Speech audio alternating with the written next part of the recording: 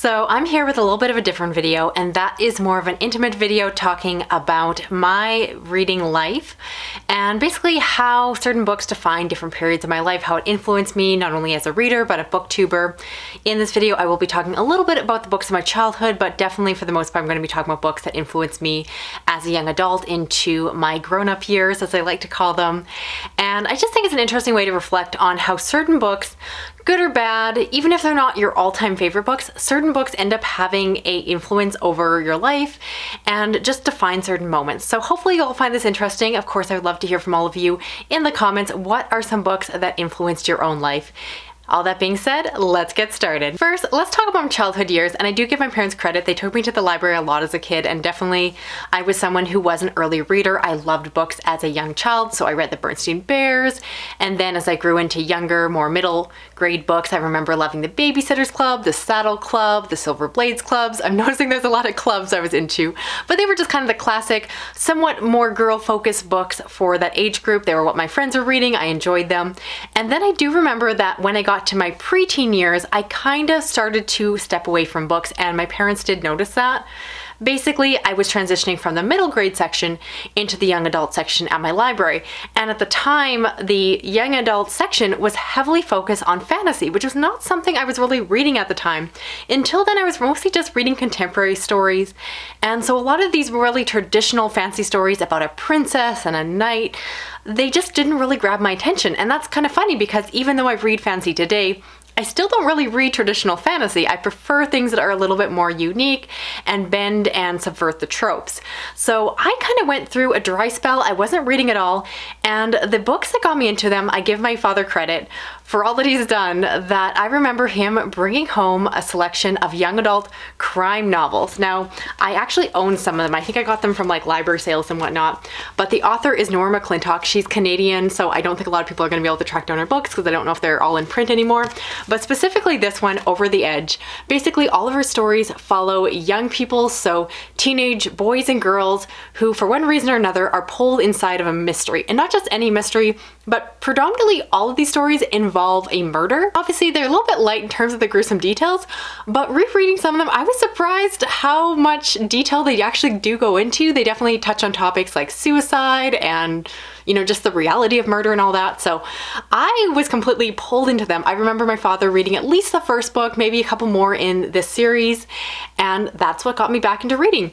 And so unlike a lot of other people who are horror readers, they started reading Goosebumps as a child. I never got into that. For me, my love of stabby and dark fiction came in the form of murder mysteries, which was hard to transition to as an adult because I found that when I went to the adult section looking for more mysteries, I ended up reading a lot of books about senior women's clubs who would knit and then solve mysteries in their free time. And those weren't really up my alley, but this definitely was a jumping off point for me just loving dark murdery fiction, and I really never stopped from there. Next, I don't think a lot of people my age can make a video like this without mentioning Harry Potter and the Philosopher's Stone and the rest of the series. I remember my brother, who was older, was getting into, and he actually read aloud this first book to me and my sister, and it was such an intimate experience to have my brother reading a book to me and just pulling me into this world that he already loved, because I think he had read, I think the first 4 books were out by the time he was introducing us to the series, and I remember being enthralled. I was completely enamored in.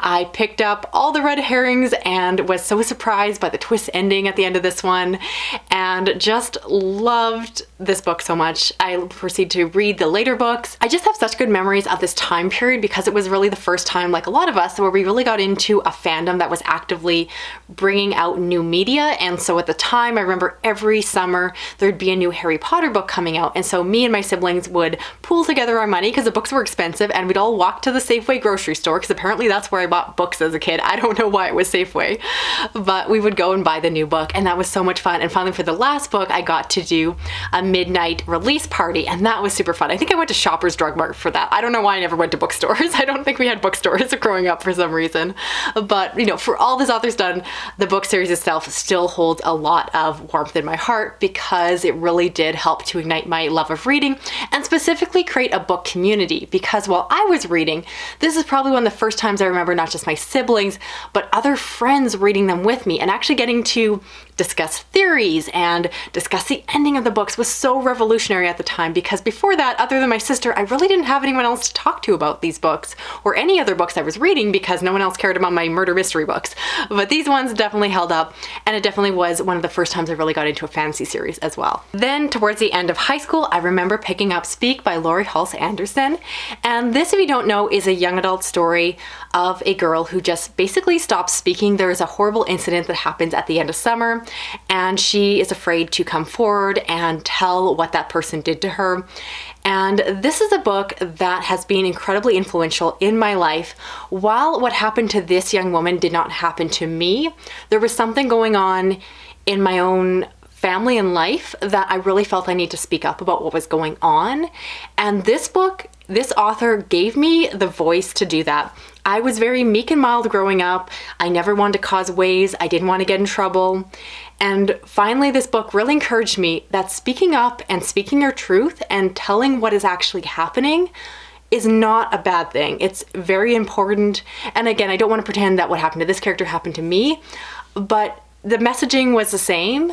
And this book really changed the trajectory of my life and relationships. I don't want to get into it in more detail here, but when I say this book was life-changing, I really mean it. I owe so much thanks for the author to writing this important book. All right, and now let's move into the books that influenced me in my college and adult life afterwards. And the first one I want to talk about is one of my all-time favorite books, and that is Life of Pi by Jan Motel, which is a Canadian book that follows a young boy who goes on a boat with his family and all the animals in their zoo. A terrible accident happens and he ends up on a lifeboat with a variety of animals, including a tiger. This is a book I read, I believe, when it was first coming out, and I loved it. This is long before the movie. But specifically, I remember getting this book from the library as an audiobook CD. And this was the first audiobook I ever listened to, and I remember loving it. I have this memory of my first CD player and having to pop in the different CDs and switching them as you go through the story. And I give the audiobook version credit for how much I love this book, because I really do feel like the narrator brought this book to life. At the time, I don't know if I really would have loved this book if I just had been physically reading it, because the beginning is very slow. It's a coming-of-age story. It talks about how this character had fallen into 3 different religions and how they managed to balance that without feeling conflicted emotionally, internally. And again, it was very outside of my wheelhouse. It's very literary, it's very character focused. And it would be years before I would normally appreciate a book like this, but the narration was so well done. And I just remember sitting in my room, and I think I was like doing puzzles or doodling and just being engrossed by the story. So I really want to give this book credit for beginning my love of audiobooks, essentially helping me to fall in love with the media format. While I still love reading physical books, of course, and I do purposely choose certain books in certain formats, I do go out of my way to read certain books as audios because the narration is so good. And I think that unfortunately, because the movie came out, I don't even think you can get the original narration anymore unless you get the old CDs in the library, which makes me kind of sad. And also, I won't spoil the ending, but I'll just say that for some reason, either the audiobook CDs didn't have the last few pages of this book, or I just didn't finish the book properly, because it wasn't until years later when I reread the book, when I actually read the last few pages, and it completely reframed the entire story for me. So that was kind of funny, because it's a book that I had to experience twice to get the full story, because I totally missed the ending and kind of missed the entire point of the book. So that's embarrassing. If you've read the book or watched the movie, you know what I mean. And then from there, I went through 4 years of university, and like most university students, I basically read nothing but textbooks, which really killed my love of reading. And I'm so grateful that it did eventually come back to me. I have a memory of going to the library one day, and just randomly there was one of those displays where it lists like brand new releases that had just come out that week, and I picked up a copy of Gone Girl by Gillian Flynn, and I read it when it first came out. I believe they told me that it had come out that day, like I happened to pick it up on the Tuesday release date, and I knew nothing about it. I wasn't on booktube or book Twitter or Instagram, and I picked up this book completely blind. And if you know the story, of course, of this husband and wife on their 5th anniversary, the wife goes missing and the husband looks incredibly guilty. And this was my first adult thriller that I really fell in love with. I love the twists and turns, the different perspectives. I remember thinking that Amy and Nick reminded me of myself and my husband because we were married by then, and then thankfully they also did not eventually remind us of ourselves, but this was such a fun experience. So this was really the book I credit to getting me back into reading as an adult, particularly getting me back into reading my favorite genres of thrillers and mysteries and all of that. And then on top of that, I remember finishing this book and wanting so desperately to talk about it with someone, and I could not convince any of my friends or family to read this book. So instead, I did the thing where you Google the book online, and Google linked me to YouTube, where a certain booktuber, Chapter Stacks, had done a review. And that is what made me discover booktube and eventually inspire me to start my own channel. So this book has done a lot in my reading life, and since then I've read it again and again, and I'm always getting new enjoyment from it because it really just sparks joy in my life. Next up, I want to talk about A Song of Ice and Fire by George R. R. Martin, of course, the epic grimdark fantasy series we all know and love because of the TV show. And this is really one of the first books that pulled me into fantasy. I want to say it was either my birthday or my husband's birthday. It would make more sense if it was my birthday because we were at a bookstore, and I can't see my husband wanting to spend his birthday at a bookstore. But I remember that we saw these books on the shelf, the big floppy paperbacks. I wasn't really used to spending money on books, so getting not just the mass market paperback, but like going all out to get the more expensive copy was really exciting. So we got this book, and at least I think the first 3 books, the TV series was just starting to come out. Like again, we were right on the start of it before the hype got super big. I'd never really heard of this series, and I remember reading this as we were going through the TV show, and I was pretty much trying to keep pace with the TV show, which really helped me because before then I was always very intimidated by adult fantasy because, quite honestly, I just didn't feel like I understood or got it because it was so complex. There were so many characters and perspectives and places and maps, but because we were watching the TV show, it made this book so much more accessible to me. So I read this first book, I read the second. I remember I was reading through this right as I started my booktube channel, so I do remember those old videos, which hopefully have been privated by now. I don't think anyone wants to watch my painful original review videos, but I have a lot of love for this series because of the fact that it was really one of my entry points again into fantasy, and just gave me a lot of confidence as a reader because again, these books are large and intimidating. And after finishing these, I never really found myself that intimidated by other dense, long books the way that I was before. And so I definitely felt like it opened up a gate in my reading. From there, I remember going through yet another dry spell with my reading.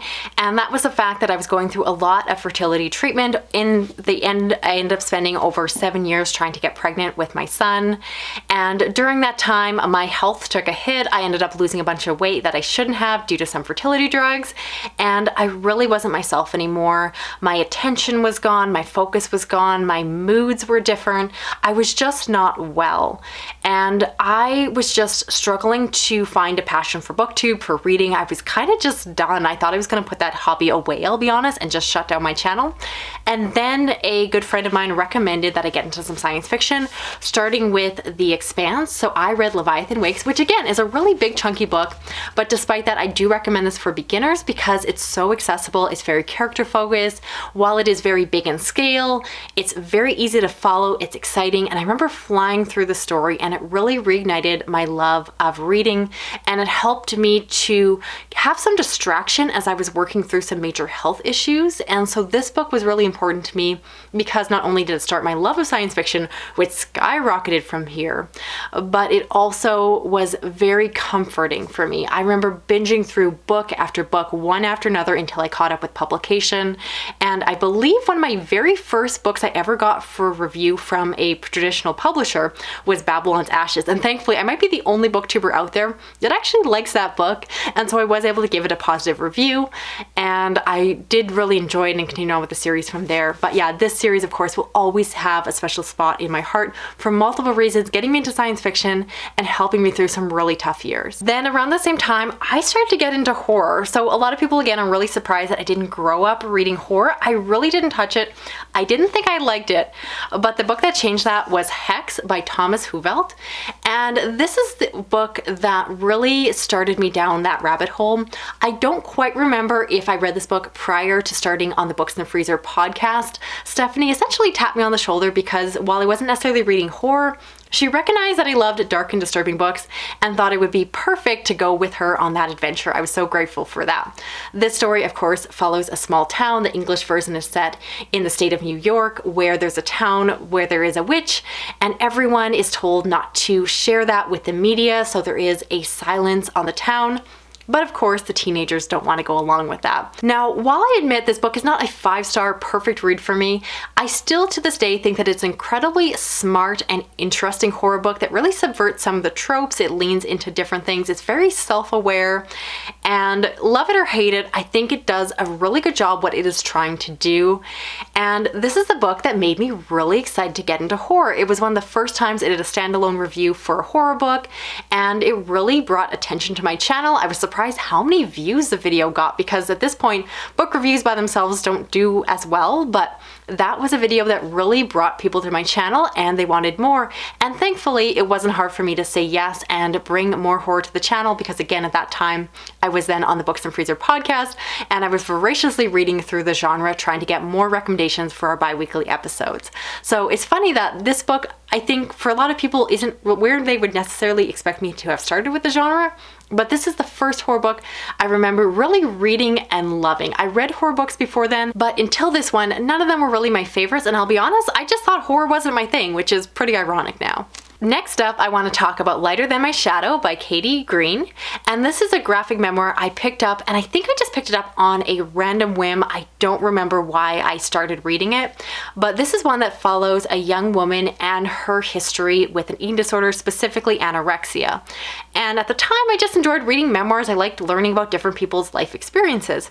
However, as I was reading this book, I realized that the weight problem that I'd had for all these years, where I was just kind of scared of eating food and was really anxious anytime anyone asked me to eat food or gain weight, suddenly I had a label for it.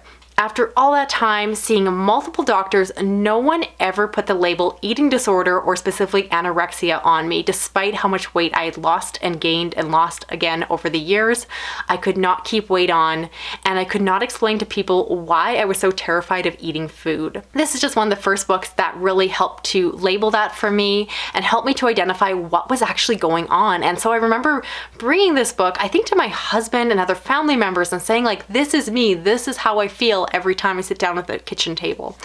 And it really started that journey. I'll be honest, it took a lot longer to actually get fully healed, and it took years before I fully went not just out of remission, but into full recovery. And in which case, I'm really glad today that I can eat properly without any intrusive thoughts. It's very much a mental illness, more so than a physical illness. It just has physical symptoms, which is why certain people end up in smaller bodies.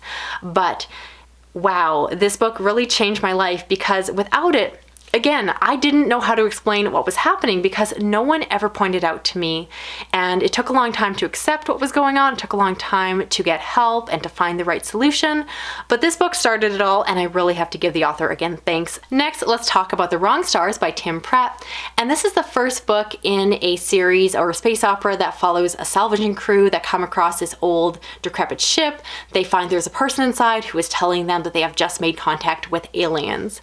And this again is a book I've talked about on my channel before, and I specifically shared this story, but I remember reading this book in the doctor's office at the time that I was told that 3 months early my son was going to be born, that I was going into preterm labor. I was absolutely terrified. I was scared. And there's so much waiting around with appointments when you're just waiting and waiting. And I really didn't know if my son would live. It was terrifying at the time. So in those moments where there was nothing I could do to change the situation and I was just simply waiting and being watched by the doctors, I read through this book along with the rest of the series that was out so far. This book gave me that temporary relief and escape from the terrors of my current situation. And the fact that any book can pull you in when you're in that state of mind is really incredible. So I do recommend this one to anyone who needs a page turner, a book that's going to suck them in, because this book, while it didn't solve my problems, it was definitely a band-aid, not a full solution. It gave me comfort when I really needed it, and I thank the author so much for doing that. And so thankfully, my preterm labor turned into a reasonably healthy boy. He was born at 3 pounds, 3 months early, but was relatively healthy, all things considered. But that did result in a 7-week stay at the NICU, which meant that I had to drive back and forth from my small town to the major city where the hospital was every single day to see him. And at that time, I remember putting an audiobook in the car in those weeks. And of course, the book I thought to read, which was a terrible idea, I just didn't know it at the time, was Pet Sematary by Stephen King, which is one of my favorite books by him. And without going into any spoilers, I think all of you can recognize that this book deals heavily with the relationship of parents with their children and dealing with grief. And so this is a book that in a way just defines a moment in time, because I have very distinct memories of those drives back and forth to the hospital, the worry, the fear. We never felt like we were fully out of the woods, because despite how healthy he was, we were very aware that things could change very quickly. Thankfully they did not, and we do have a healthy son now. But this story really shook me. Before that, I did read a lot of parent horror books, but they never really affected me the way that they do now. But this book really helped to redefine my experience with horror, specifically just things that weren't scary before being a parent suddenly came into focus, and just horror books involving children and grief and harm to young people never again have sat quite the same way with me. Don't get me wrong, I still read a lot of really messed up books, including those that deal with those topics, but definitely it's like a knife in the stomach. They're tough to read, and I really do respect and understand why some parents choose not to read them at all, because life has never been the same. I'm definitely that protective mama bear parent now, and it's redefined how I see the world and how I see my fiction. And the last book that has defined my life so far as a reader is Lolita. And don't worry, it's not for the reasons you think. Instead, what it is that I picked up this book years ago now, where it was this dark literary fiction story, and I absolutely loved it. But at the time on my booktube channel, I was specifically only reading certain dark genres. I always told people that I read horror and thriller books. And when you think about Lolita, while it is a very dark book, it's not really a thriller, and it's not really horror, not in the traditional sense at least. And so I had this moment of crisis where I wanted to gush about this book on my channel, but I didn't feel like it counted towards the traditional genres that I reviewed. So this is basically the book that just busted open my own preconceived ideas of what books I was allowed to read and review on my channel. In the years prior to this, I was starting to actually get really burnt out on horror and thriller books, and you can see it in a lot of my wrap-up videos, where I was reading those genres, I was talking about them, but I didn't actually have a lot of books that I was enjoying. I wasn't actually liking what I was reading. I was just giving you all review content. And so allowing myself to expand my definition of what was dark and stabby, and allowing myself to just read whatever I wanted. If it was disturbing, it didn't have to fit nicely into a genre box. I could talk about it, and thankfully all of you were just really great about that and on board to walk that journey with me. So essentially by doing this, it allowed me to open myself up to different genres, different experiences, different stories that I previously hadn't allowed myself to read. And it really pulled me out of a bit of a long-running reading slump when it came to the dark and stabby books, where I was reading such a narrow window of books that I was getting kind of tired of the tropes. And since then, it's really just helped to bust out those expectations and read whatever I want, whenever I want. And thankfully you all again have come along for the ride. So I really appreciate that. And of course, I look forward to whatever books are going to define the future years of my life, because I like to think that it's not over yet. So that's it for this video here. I'd love to know of the books I talked about. Are there any that you're planning on checking out for yourself? And I'd also love to hear in the comments down below, what are some books that defined your life as a reader so far? If you're new to my channel, I do read a lot of horror, thriller, science fiction, fantasy. And if you want to help me out with this video here, you can give me a thumbs up, you can share it around online, you could drop a comment, even if it's just a little emoji. Find an emoji that represents life. That sounds important. And if you want to hit that little notification bell, you'll never miss a video from me. Thanks so much for watching. I'll talk to you again soon. Okay, bye-bye.